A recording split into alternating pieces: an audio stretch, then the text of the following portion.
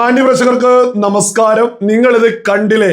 ബംഗാളിലെ തിരഞ്ഞെടുപ്പിന്റെ തിരക്കുകൾക്കിടയിൽ ഒരു സാധാരണ കടയിലേക്ക് നമ്മുടെ പ്രധാനമന്ത്രി, ലോകത്തിലെ തന്നെ ഏറ്റവും വലിയ ജനാധിപത്യ രാജ്യത്തിന്റെ പ്രധാനമന്ത്രി നേരിട്ടൊരു സാധാരണക്കാരന്റെ കടയിലേക്ക് ഇറങ്ങിയിട്ട് ചാൽമുരി വാങ്ങിയിട്ട് അത് കഴിക്കുകയാ. സകല ലോകം ഇത് ഉറ്റുനോക്കുക. നാഷണൽ മീഡിയാസിലൊക്കെ തന്നെ ഇത് വലിയ രീതിയിൽ ചർച്ചയായി. ലോകം ഉറ്റുനോക്കുന്ന ഒരു സാധാരണ കടയിൽ നിന്ന് അദ്ദേഹം സാധാരണക്കാർക്കിടയിൽ, പ്രതിപക്ഷമൊക്കെ എന്തു പറയുന്നു, ചായക്കടക്കാരൻ പ്രധാനമന്ത്രിയാവുന്നു എന്ന് രാജ്യത്തെ ഏറ്റവും വലിയ പ്രബല കുടുംബമായിട്ടുള്ള രാഹുൽ ഗാന്ധിയുടെ നെഹ്റുവിന്റെ കുടുംബം ഒരു ചായക്കടക്കാരൻ ഇന്ത്യയുടെ പ്രധാനമന്ത്രിയോ എന്ന് ചോദിച്ച് രാജ്യത്തെ സാധാരണക്കാരുടെ മുഖത്ത് തുപ്പിയ സമയത്ത് സാധാരണക്കാരൻ തിരഞ്ഞെടുത്ത ചായക്കാരൻ ഇന്ന് നമ്മുടെ ഭാരതത്തെ ലോകത്തിന്റെ നെറുകയിലേക്ക് എത്തിക്കുകയും ചെയ്യുന്നു. മാത്രമല്ല, അതേ ചായക്കാരനെ മറക്കാതെ, അതേ ചായക്കാരെ മറക്കാതെ, അതേ സാധാരണക്കാരെ മറക്കാതെ, സാധാരണക്കാർക്കിടയിൽ ഇന്നും ഇന്ത്യൻ പ്രധാനമന്ത്രി നരേന്ദ്രമോദി ജീവിച്ച് മുന്നോട്ട് പോകുന്നു. നാഷണൽ മീഡിയാസിലൊക്കെ ഇത് വൈറലാ. ലോകം മൊത്തം ഇത് വലിയ ചർച്ചയാവുന്നു. ലോകത്തിലെ തന്നെ ഏറ്റവും വലിയ ജനാധിപത്യ രാജ്യത്തിന്റെ പ്രധാനമന്ത്രി സാധാരണക്കാർക്കിടയിലേക്ക് ഇറങ്ങി, സാധാരണ കടയിലേക്ക് ഇറങ്ങിയിട്ട് ആ ചാൽപുരിയൊക്കെ കഴിക്കുന്നത് ലോകം മൊത്തം ചർച്ചയാ. നമ്മുടെ മാധ്യമങ്ങൾ ഇത് കണ്ട ഭാവം പോലും നടിക്കുന്നില്ല. ഇത് അവര് കണ്ടിട്ടേ ഇല്ല, അവര് കാണിയില്ല. ഇതിന്റെ ഒന്നും മഹത്വം അവർ ഒരിക്കലും മിണ്ടില്ല. ഒരിക്കലും ഇതിനെക്കുറിച്ച് ഒരു അക്ഷരം ഉണ്ടല്ല. അതേ സമയത്ത് UAE രാജാവ് എന്തെങ്കിലും ചെയ്താൽ, ഞാനൊരു ഉദാഹരണം ഇവിടെ ആദ്യമേ തന്നെ എടുത്തു പറയാണ്. UAE രാജാവിനോടോ അവിടെയുള്ള ഭരണാധികാരികളോടോ നമുക്ക് യാതൊരു തരത്തിലുള്ള എതിർപ്പുമില്ല. നമ്മുടെ രാജ്യവുമായിട്ട് വലിയ സൗഹാർദ്ദത്തിലാണ് UAE മുന്നോട്ട് പോകുന്നത്. നമ്മുടെ രാജ്യവുമായിട്ട് എത്ര കാലം സൗഹാർദ്ദത്തിൽ മുന്നോട്ട് പോകുന്നോ അത്രയും കാലം UAE-യുമായിട്ട് നമുക്ക് യാതൊരു പ്രശ്നവുമില്ല. പക്ഷെ നമ്മളിവിടെ മുന്നോട്ട് വെക്കുന്നത് ജമാഅത്തെ ഇസ്ലാമിയുടെ ഇവിടെയുള്ള മൗദൂദി ചാനലൊക്കെ ഇവിടെ പ്രചരിപ്പിക്കുന്നതിന്റെ ഒരു ഉദാഹരണം ഞാനൊന്ന് ഇവിടെ കൊടുക്കാം. വൈ മുടക്കലല്ല, വൈ കൊടുക്കലാണ് അധികാരം. ഇതാണ് ദുബൈയുടെ മാതൃക. UAE രാജാവൊക്കെ ഒരു മാളിലൂടെ നടക്കുന്നതിന്റെ സമയത്തൊരു സാധാരണക്കാരി അതിലെ നടന്നു പോകുമ്പോൾ ആ രാജാവ് സകലരെയും തടഞ്ഞു വെച്ചിട്ട് നടന്നോളൂ എന്ന് പറഞ്ഞൊരു വീഡിയോ വലിയ രീതിയിൽ വൈറൽ ആക്കിയിട്ടുണ്ട്. ആരൊക്കെയാണ് ആക്കിയത് എന്നുള്ളത് ജമാഅത്തെ ഇസ്ലാമിയുടെ മൗദൂദി ചാനലാണ് നമ്മുടെ കേരളത്തിലൊക്കെ വലിയ രീതിയിൽ പച്ച മലയാളത്തിൽ ആ വീഡിയോ ഒക്കെ പ്രചരിപ്പിച്ചിട്ടുള്ളത്. എന്നിട്ട് കൃത്യമായിട്ട് എഴുതുന്നു, വൈ മുടക്കലല്ല, വൈ കൊടുക്കലാണ് അധികാരം.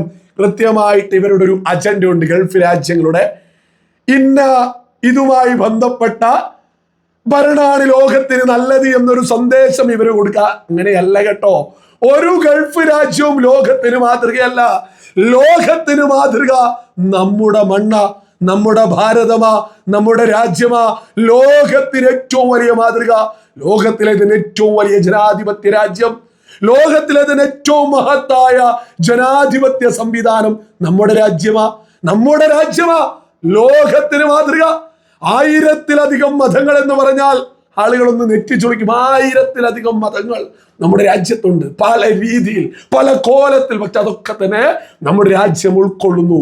ഇങ്ങനെയും സുന്ദരമായിട്ട് ഐക്യത്തോടുകൂടി മുന്നോട്ട് പോകുന്നത് ലോകത്ത് നമ്മുടെ ഭാരതം മാത്ര.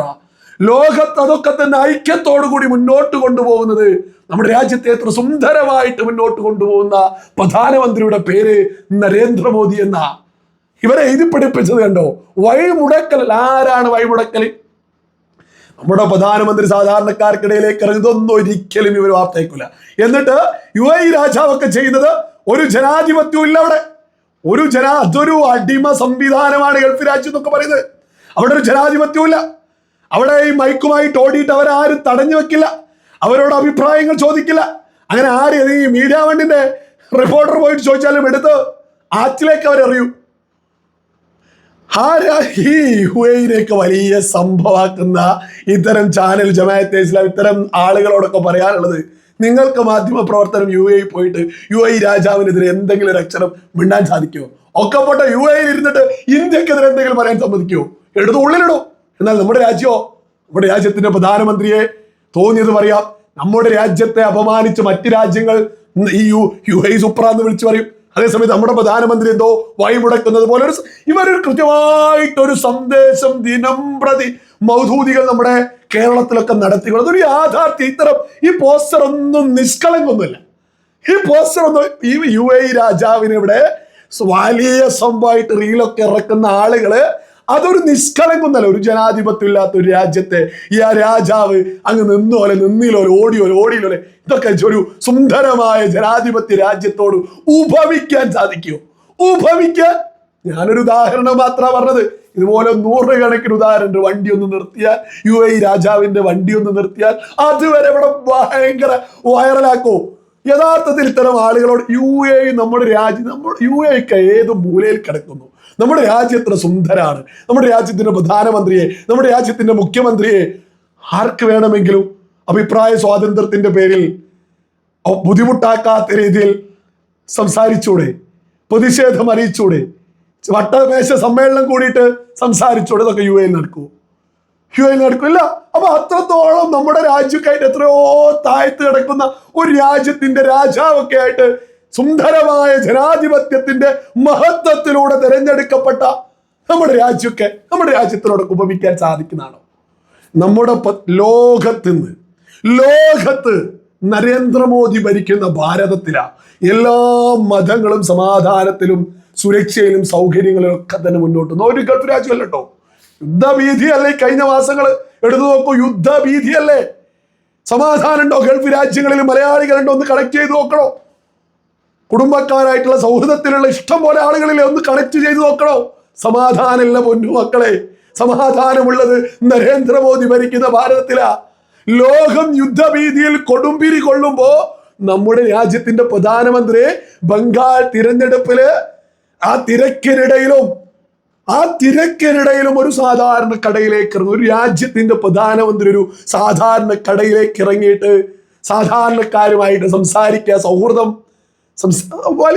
വലിയ സുന്ദരം. അതിൻ്റെ ഒരു മഹത്വം മിക്കവാറും ഗൾഫ് രാജ്യങ്ങളിലൊക്കെയുള്ള മലയാളികൾ കൃത്യമായിട്ട് അറിയും. അവിടെ ഭീതിയിലാണ് മുന്നോട്ട് പോയി. ഏത് സമയത്തും വിലക്കയറ്റമാണോ വരാൻ പോകുന്നത്, ജോലിയിൽ നിന്ന് പിരിച്ചുവിടലാണോ വരാൻ പോകുന്നത്, ഒന്നും സംഭവിക്കാതിരിക്കട്ടെ, പരമാവധി യുദ്ധമൊക്കെ തന്നെ പെട്ടെന്ന് അവസാനിക്കട്ടെ, ആത്മാർത്ഥമായിട്ട് അതിനുവേണ്ടി പ്രാർത്ഥിക്കുകയും ചെയ്യുന്നു. പക്ഷേ നമ്മുടെ രാജ്യം എന്ന് പറയുന്നത് ലോകത്ത് സുന്ദരമായിട്ട് ജീവിക്കാൻ സാധിക്കുന്ന ഒരു രാജ്യമാണ്. അത് നരേന്ദ്രമോദി ഭരിക്കുന്ന ഭാരത.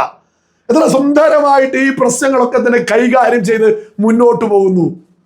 ലോക യുദ്ധഭീതിയിൽ നിൽക്കുമ്പോൾ നമ്മുടെ രാജ്യത്ത് ഇലക്ഷൻ, നമ്മുടെ കേരളത്തിൽ ഇലക്ഷൻ നടന്നു. ബംഗാൾ ഇലക്ഷനൊക്കെ ഇത്തവണ ഒരു തർക്കവും വേണ്ടത് BJP അധികാരത്തിലേക്ക് എത്തുക തന്നെ ചെയ്യും. കാരണം മറ്റൊരു കാര്യം എടുത്തു പറയാ, രാഹുൽ ഗാന്ധി ഒന്നും ബംഗാൾ ഇലക്ഷനിൽ കളിയിൽ പോലുമില്ല, ഒരു മൂലയില.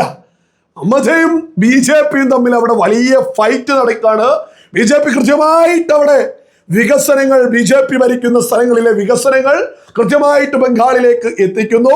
ബംഗാളിന്റെ പട്ടിണിയുടെ കാര്യങ്ങള്, ബംഗാളിന്റെ വിദ്യാഭ്യാസം ഇല്ലായ്മയുടെ കാര്യങ്ങള്, ബംഗാളിന്റെ പുരോഗതി ഇല്ലായ്മയുടെ കാര്യങ്ങള് നരേന്ദ്രമോദിയും അമിത്ഷായൊക്കെ നേരിട്ടിറങ്ങിയിട്ട് സാധാരണക്കാരിലേക്ക് എത്തി വലിയ പ്രചരണം. എണ്ണയിട്ട യന്ത്രം പോലെ അവിടെ BJP വർക്കേഴ്സ് താഴെ തട്ട് മുതൽ അവിടെ വലിയ വർക്ക് നടന്നുകൊണ്ടിരിക്കുക. അവിടെ BJP ഇത്തവണ വിജയിക്കുമെന്നുള്ളതിലൊന്നും ഒരു തർക്കവും വേണ്ട. ഈ നമ്മൾ മനസ്സിലാക്കേണ്ടത് നരേന്ദ്രമോദി ഭരിക്കുന്ന ഭാരതമാണ് ലോകത്തിൽ ഏറ്റവും സുന്ദരമായിട്ട് മുന്നോട്ട് വന്നത്. നമ്മുടെ പ്രധാനമന്ത്രി ഇതുപോലെ സാധാരണക്കാർക്കിടയിലേക്ക് ഇറങ്ങുന്നതൊന്നും ഇവിടുത്തെ ഒരു മാധ്യമങ്ങളുടെ കണ്ണിൽ പിടിക്കുന്നില്ല എന്നുള്ളതും സകല മലയാളികളും തിരിച്ചറിയുക.